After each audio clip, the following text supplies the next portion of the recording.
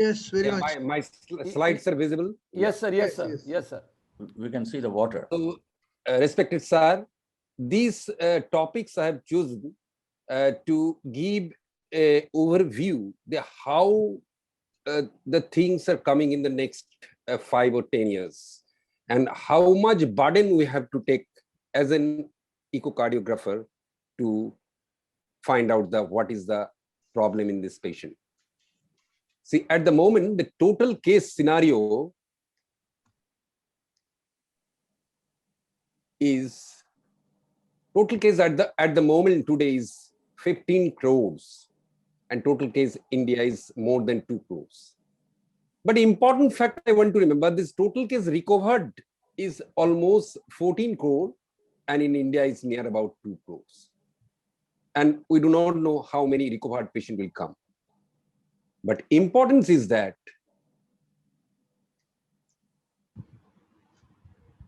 see, in the JAMA cardiology study report that cardiac MRI on 100 people who had recovered for COVID-19 within the past 2 or 3 months, they have found abnormalities in the heart in 78% recovered patient and ongoing myocardial infarction in 60%.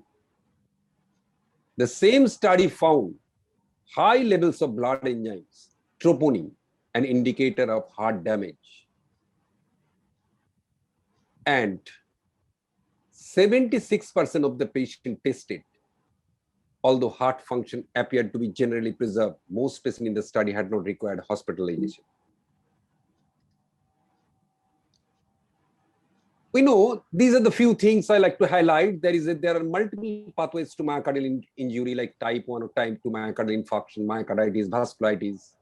There is important sequelae of residual inflammation or fibrosis exist. Obviously, there will be a cardiovascular abnormalities or dysrhythmia that may occur in the convalescent space. And these are the results of inflammation and subsequent fibrosis. And the extent of distribution is such that it may lead to atrial fibrillation in the fatal ventricular arrhythmias.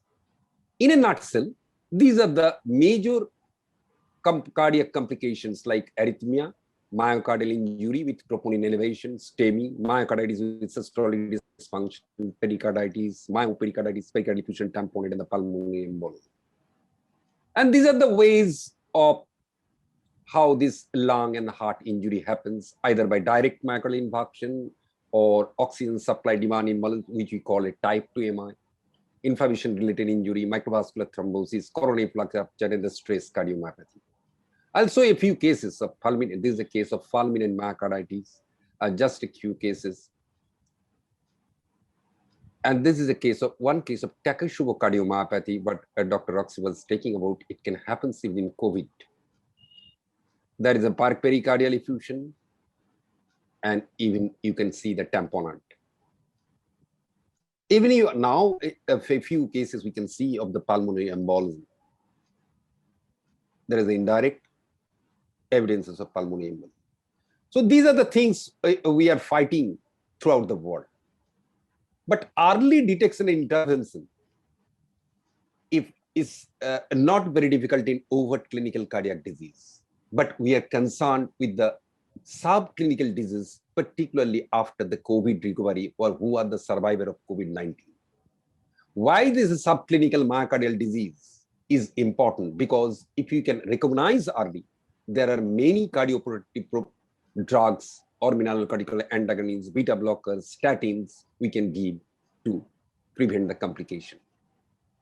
And if you know, given the large number of COVID-19 survivors, enhanced surveillance and treatment for those with significant electrophysiologic abnormalities could substantially lower the burden of subsequent morbidity and mortality. So these are in a nutshell flow chart, what happens in the myocardial injury, and these are the ways they can do the myocardial injury and ultimately lead to ischemic cardiomyopathy or non-ischemic myocardial, subclinical systolic or diastolic abnormalities, then starting from PVCs to fatal arrhythmias and atrial fibrillation. We know still evolving the treatment of COVID-19 in cardiac disease, either standard, novel, or experimental. But substantial number of patients who survive COVID-19 myocardial disease, long-term or overt subclinical myocardial dysfunction, that we have to find out, because there are multiple mechanisms of pattern of injury. And we know the 20 to 30% of patients hospitalized with COVID-19 have evidence of myocardial involvement manifested by elevated troponin level. And the patient with elevated COVID-19, elevated troponin level, without a history of cardiovascular disease, were associated with malignant arrhythmia, acute respiratory failure, and the higher mortality. But fortunately, the patient with a known cardiovascular disease, but without elevated troponin level, had a more favorable outcome. The treatment of ST segment elevation MI is almost like a standard treatment. But what about the residual post-myocarditis abnormalities, and how to diagnose and what to treat? Presently, there is no data on the long-term survivor because it is only 1 year old. But these data would be relevant for patients recovered from COVID-19 associated cardiovascular injury, because myocarditis is a potential explanation, and it happens in a grossly normal appearing heart. And sudden death in the young is notable and relevant to the survivors of COVID-19. We have seen a number of cases. While myocarditis is typically considered for its manifestation of the ventricle, well, again, the atrium is also important. Another important areas is the obesity, where ACE2 is also expressed in the adipose tissue. So epicardial adipose tissue are very much affected, and myocarditis because of the contiguity of the myocardium and the epicardial adipose tissue. Well, there is much unknown about COVID-19, but based on the studies of patients with the recovered myocarditis and other conditions, it is expected that some patients will have subclinical and possibly overt cardiovascular abnormality. Potentially with ostensibly recovered cardiac function may still be at risk for coronary artery disease, atrial fibrillation, or ventricular arrhythmia. We do not know whether, given the size of the pandemic, it is important to determine whether acute delivery of antifibrotic therapy, anti-inflammatory therapy, cell-based therapy, and antiviral therapy affect long-term as well as short-term outcomes. But we do not still know the optimal screening for patients after recovery from COVID-19. One thing is very important is the high sensitivity, elevated high sensitivity troponin, or the BNP. But the long-term prognosis of COVID-19 in the myocardial involvement is still unknown. But this is a very important and nutshell slide, sir. Here in the left side is the all acute case that we know already.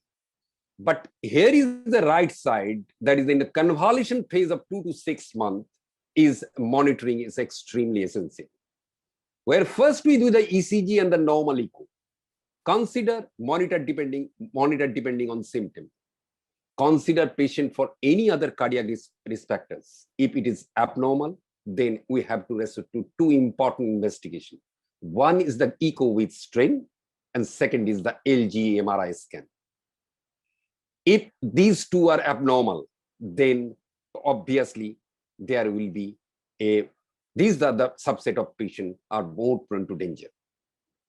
But we can, given the number of post-COVID patients of near about 2 crore, we cannot do LG MRI scan in each and every patient. But we can do certain strain in particular in these circumstances. Because standard electrocardiogram, echocardiogram possibly may not be able to detect subclinical myocardial infarction. And here comes the speckle tracking echocardiography, and where is the reduced basal strain would demonstrate elevated along with the cardiac biomarkers. And of course, out of it, the strain is the global longitudinal strain with its bull-eye polar map, or even the segmental strain is important. Where these, particularly you look for the basal segments, because these are the areas is affected most. Here I'll give a few cases. This is a 40-year-old lady, non-diabetic, non-hypertensive, and was recovered within 14 days and discharged. Bedside echocardiography troponin level was reported normal, presented 1 month after discharge with persistent weakness, and presently lab parameters were normal. And you can see there is all normal ejection fraction and with normal GLS. So these are the patient we can tell that there is at the moment no abnormality. But see in the case number 2, 52-year-old man, non-diabetic, non-hypertensive, treated with a standard therapy with high flow oxygen, recovered within 21 days and discharged. Bedside echocardiography and troponin level was reported normal. Presented 15 days after discharge with persistent weakness and dyspnea on exhaustion. Presently, lab parameters were also normal. See, the normal ejection in this case is the ejection fraction was absolutely normal. And when you do the GLS is a little reduced near about -17 is a borderline. So we cannot say this is abnormal. So this patient maybe we can assure that there is no subclinical myocarditis. But turning with the case number 3, the 48-year-old man, well-controlled diabetic and non-hypertensive, treated with a standard therapy with high flow oxygen, recovered within 10 days and discharged. Bedside echocardiography and troponin levels reported normal. He presented 21 days after discharge with respiratory distress and hospitalized again. Presently, lab parameter raised CRP and increased troponin level. But see, there is contraction is absolutely fine. This ejection fraction is almost normal. But see, the GLS is less than 10%. So these are the subset of patient is there is an ongoing myocarditis is there. Another very interesting case is 60-year-old man, hypertensive and non-diabetic, angioplasty done at the lab LED after acute anterior wall MI. Patient was doing well for the next 6 months. Echocardiography, LVF, 45% with a kinetic ventricular septum anterior wall in the median apical region. Developed COVID-19 infection, admitted with respiratory distress and discharged in a stable condition after 14 days. Presently complain of dyspnea exhaustion and referred to our lab for echocardiography. But see, there is other than akinetic anterior wall and ventricular septum, there is some dilatation of the left ventricle is there inside, but other walls seems to be good. But see, the GLS is falls to -8%. Previous GLS was near about 14 to 15%. We have a study, there is ongoing studies going on. That is at least we have done 200 cases, but 96 cases we have. I'm able to compute it. The criteria for selection we have taken, all patients are COVID-19 positive detected by RT-PCR, evaluated 2 to 4 weeks after discharge and after RT-PCR negative in home isolation. Age groups were 18 to 80 years, sex ratio 58 to 36, comorbidities were hypertension, diabetes, and IHD. All patient baseline ecocardiogram LVF was normal. Presenting symptom are weakness, dyspnea on exertion. There I divided into 2 groups according to the GLS. GLS more than 18%, GLS 14 to 18%, and GLS less than 14%. What I find is the majority of the GLS more than 18% is the young patient, less hospital stay, patient in either inpatient in home isolation or minimal or no comorbidities. So these are the some 8 representative samples from my lab data. Now in the group 2, GLS 14 to 18%. Here is basically the main of the aged patient with the comorbidities and the prolonged hospital stay. And you see the GLS, representative GLS of the same this group. And third group GLS is -14%, less than 14%, whereas the middle-aged and older patient with multiple comorbidities and prolonged and stormy ICU stay. And these are the representative samples of the third group. So these findings support studies showing LV-GLS as a more sensitive marker of early myocardial dysfunction and then LVF in the early course of COVID-19. Abnormalities in the RV stain were also shown in some of the patients. Importantly, cardiac magnetic resonance imaging in a significant proportion of recovered patients with COVID-19 revealed fibrosis and edema, predominantly in the basal and LV segment, corresponding to ST findings. Hence, colleagues, need for advanced imaging, that is MRI with gadolinium EMSR or echocardiography stain, when initial testing revealed abnormality or as clinically indicated. Future study will clarify whether there will be post-COVID-19 cardiac syndrome or how best to manage patients recovering from COVID-19's cardiac involvement. We are currently facing pandemic unseen in our lifetime with potential long-term cardiovascular complications.